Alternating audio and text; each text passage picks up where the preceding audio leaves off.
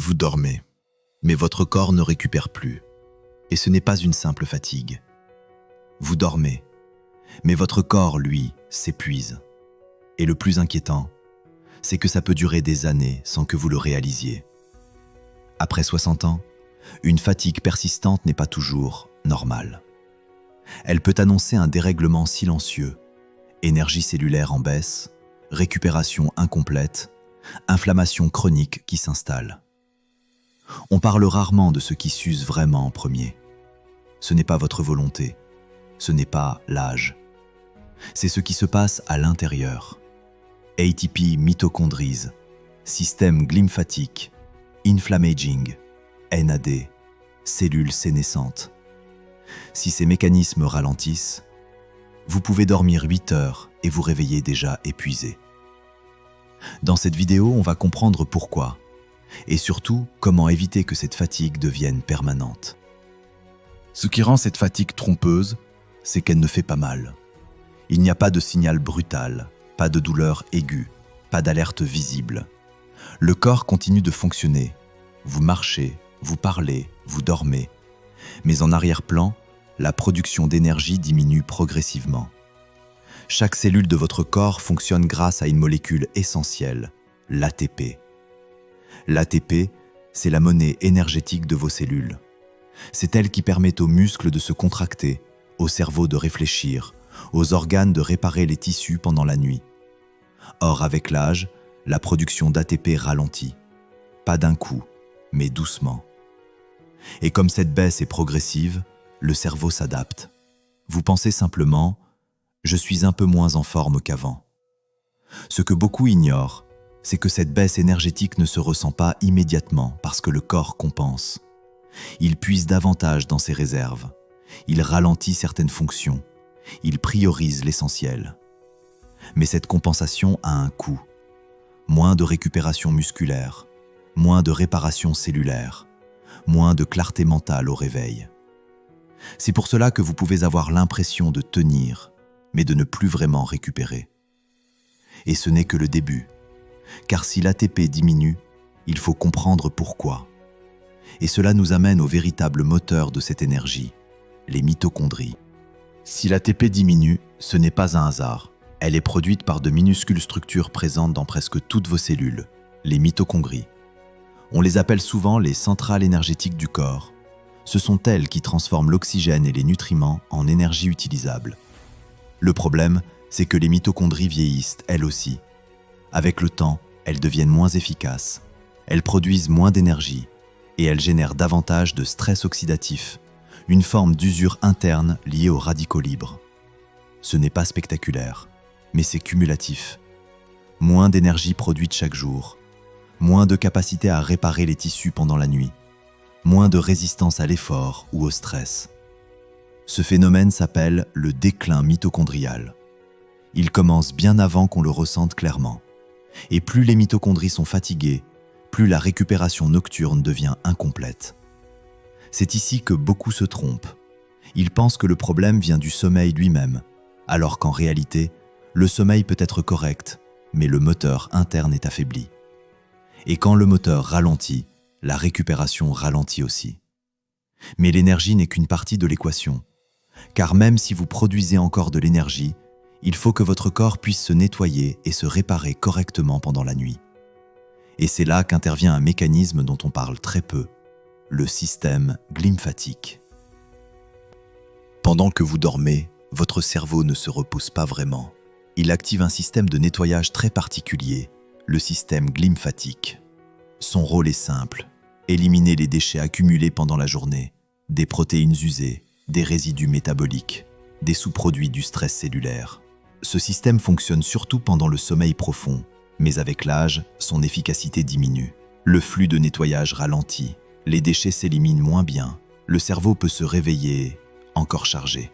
Et cela ne provoque pas forcément une douleur. Cela provoque plutôt une sensation de brouillard mental, une lourdeur au réveil, une difficulté à démarrer la journée, une impression d'énergie bloquée. Vous avez dormi, mais vous ne vous sentez pas clair. C'est un signal fonctionnel, pas une maladie. Et quand ce nettoyage est moins efficace nuit après nuit, la récupération globale devient incomplète. Mais le cerveau n'est pas le seul à influencer cette fatigue, car pendant que l'énergie baisse et que le nettoyage ralentit, un autre phénomène s'installe en silence, une inflammation lente, diffuse, continue. Et c'est elle qui peut entretenir la fatigue, même lorsque tout semble normal. Même si vous dormez correctement, même si votre alimentation n'a pas radicalement changé, il peut se produire autre chose en arrière-plan. Une inflammation de bas niveau, lente, continue. On appelle cela l'inflammaging. Ce terme désigne une inflammation chronique légère liée au vieillissement. Elle n'est pas spectaculaire, elle ne provoque pas forcément de douleur aiguë, mais elle mobilise de l'énergie en permanence. Chaque jour, votre organisme doit gérer cette activité inflammatoire. Et gérer quelque chose, c'est consommer de l'énergie. Résultat, une partie de votre énergie nocturne est utilisée pour contenir cette inflammation, au lieu de réparer et restaurer pleinement. C'est un phénomène cumulatif. Nuit après nuit, une récupération légèrement incomplète. Mois après mois, une sensation d'usure plus marquée au réveil. Et plus cette inflammation progresse, plus le corps doit travailler en silence. Ce n'est pas un drame brutal, c'est une érosion progressive. Mais l'inflammation n'est pas la seule à peser sur l'équilibre énergétique. Car pour que vos cellules produisent de l'énergie efficacement, elles dépendent aussi d'un élément clé dont on parle rarement, le NAD. Et sa baisse peut profondément modifier la récupération nocturne. Pour produire de l'énergie efficacement, vos cellules ne dépendent pas seulement des mitochondries. Elles ont aussi besoin d'un cofacteur essentiel, le NAD. NAD signifie nicotinamide adénine dinucléotide. C'est une molécule présente dans toutes les cellules. Elle participe aux réactions qui permettent de transformer les nutriments en énergie utilisable. Sans NAD, les mitochondries fonctionnent moins bien. La production d'ATP ralentit. La réparation cellulaire devient moins efficace. Le problème, c'est que le taux de NAD diminue naturellement avec l'âge, progressivement, silencieusement. Cette baisse n'est pas ressentie immédiatement, mais elle réduit la capacité du corps à se régénérer pendant la nuit. Résultat, vous dormez, mais la recharge est incomplète. Et lorsque la production d'énergie ralentit, le corps doit prioriser. Il maintient les fonctions vitales. Il retarde ce qui peut attendre.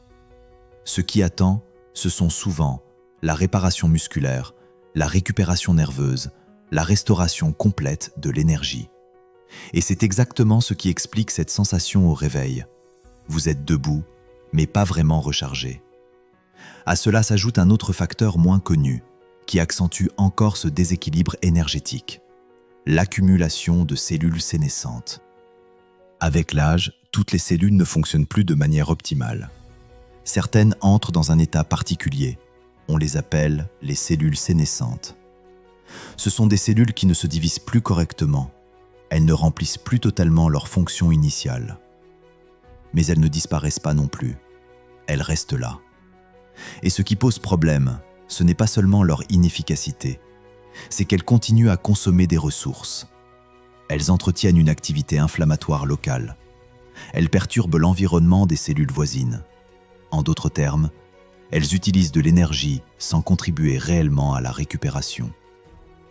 Plus leur accumulation augmente, plus la balance énergétique devient défavorable. Moins d'énergie produite, plus d'énergie utilisée pour maintenir l'équilibre. Et la nuit, lorsque le corps devrait recharger pleinement ses batteries, une partie de cette énergie est mobilisée ailleurs. Ce mécanisme est discret, il n'est pas visible. Mais il contribue à cette impression persistante « je dors, mais je ne récupère pas ». Et lorsque l'on additionne une production d'ATP réduite des mitochondries moins efficaces, un nettoyage cérébral ralenti, une inflammation chronique de bas niveau, une baisse du NAD et des cellules sénescentes plus nombreuses, on comprend pourquoi la fatigue peut s'installer progressivement, sans événement déclencheur clair. Reste alors une question essentielle.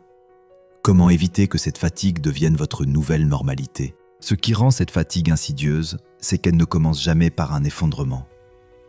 Elle commence par une légère baisse, un matin un peu plus difficile, une récupération un peu plus lente, un effort qui demande un peu plus d'énergie.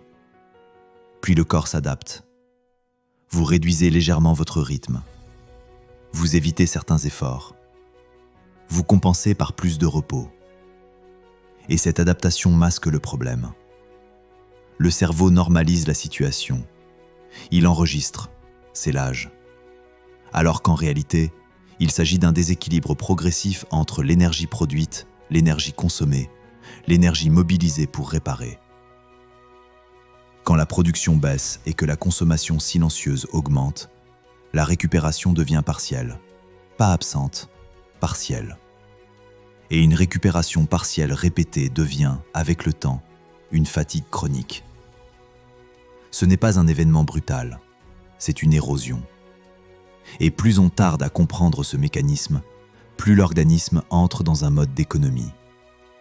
Il réduit l'intensité, il limite la régénération, il maintient le minimum fonctionnel. C'est à ce moment-là que beaucoup disent « Je fonctionne, mais je ne suis plus comme avant ». Et ce n'est pas une fatalité. Mais pour agir, il faut d'abord comprendre. Dormir davantage ne suffit pas toujours. Ce qui compte, ce n'est pas uniquement la durée du sommeil, c'est la qualité de la récupération interne. Si l'énergie cellulaire ralentit, si les mitochondries produisent moins, si le système lymphatique nettoie moins efficacement, si l'inflammation consomme en arrière-plan, si le NAD diminue et si des cellules sénescentes s'accumulent, alors la fatigue du matin devient un signal. Pas un signal de maladie, un signal de déséquilibre. Comprendre ces mécanismes change la perspective. On ne se contente plus de dormir plus. On cherche à préserver l'énergie cellulaire, à réduire l'inflammation silencieuse, à soutenir les processus de récupération. Et surtout, on arrête de considérer cette fatigue comme normale, parce qu'elle ne l'est pas forcément. Elle est souvent le résultat de mécanismes précis, progressifs, identifiables. Et lorsqu'on les comprend, on peut éviter que cette fatigue ne s'installe durablement.